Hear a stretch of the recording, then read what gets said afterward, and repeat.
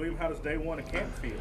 It feels good. You know, first day is always a day of, a lot of energy and enthusiasm.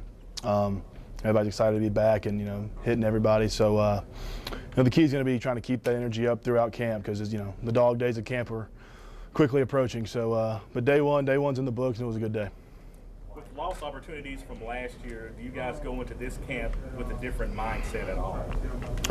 I mean, just working to get better right now. It's the same deal. Camp's a time to create the identity for your team. For each unit as an offense, we got to create, what type of offense we're going to be. What are we going to hang our hat on? And, that's what we're doing right now, and that's what camp's for, in my opinion. So, we had a good first day as far as, trying to reach that goal. Barry Jones offered your services for running back depth in case they need someone to fill in. Did he? He said he had the body for it. Yeah, I actually scored a touchdown in high school. At fullback, seriously.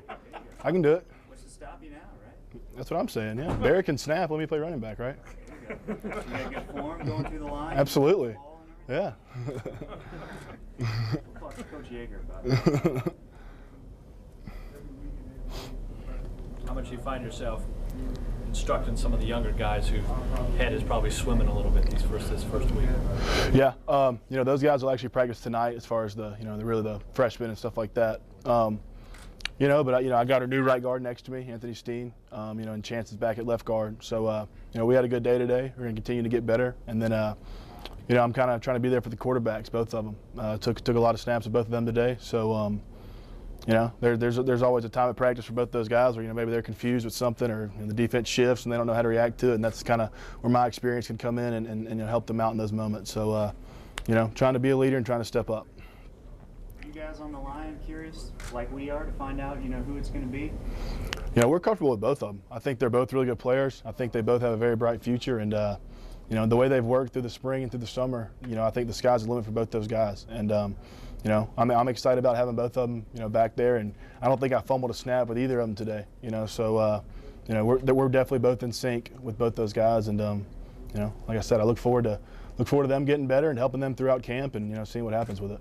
Not saying I prefer one or the other, but I'm just curious if you guys are as curious to know, as we are. Does it even matter, for you guys? Not really. Whoever's back there is doing their job. That's all that matters. We got to do our job, just the same. So, whoever it is, we look forward to protecting them.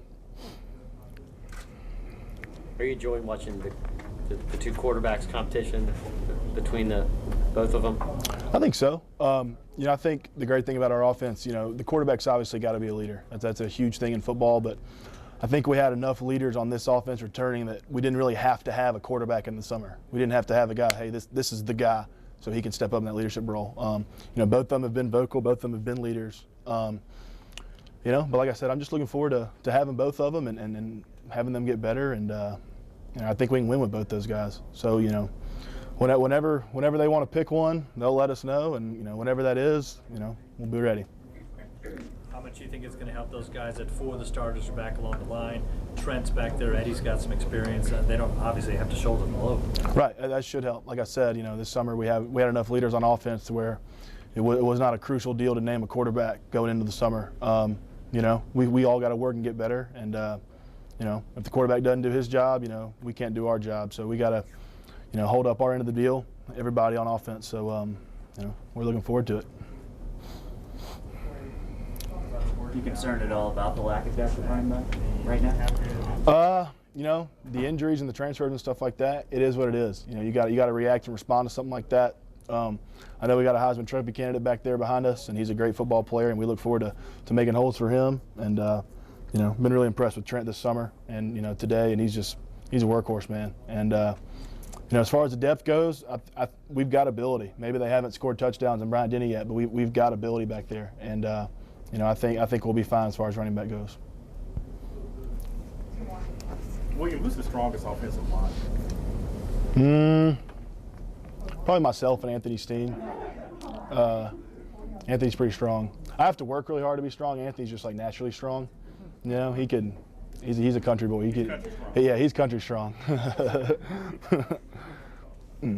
For the guys on the line that have to make the moves around, can you put that in perspective? Obviously, you haven't had to make a move like that. Right. Is it difficult to go on the different spots on the line? And it can be. Have a hard time adjusting to Yeah, it can be for a young player. I think people that have been here a while understand the concepts of it, and it's really not a whole lot of adjustment. You know, one thing that Coach Penry did that he took from the NFL was, you know, you had to be versatile with your linemen. So even early in my career, I played a lot of guard, switched with center, and a lot of guys have played a lot of spots. You know, Barrett's played everywhere on the line, and a lot of guys have played multiple spots. So I think it's you know, something that, you know, our pass it'll benefit from as far as playing different positions, and it can be challenging.